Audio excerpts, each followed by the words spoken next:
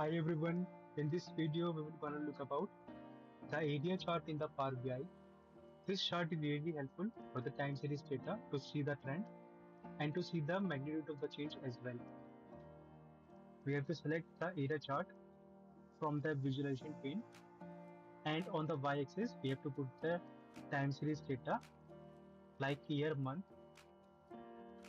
We select the year data, and on the y-axis we will put the numerical data. In our case we will put the sales data.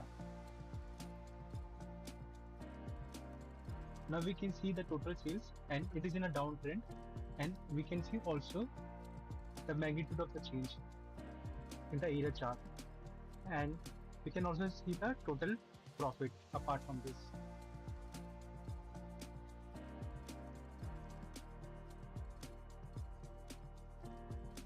As we can see, the total profit is also in a downtrend, and we can also see the magnitude of it. So that's it for today's video.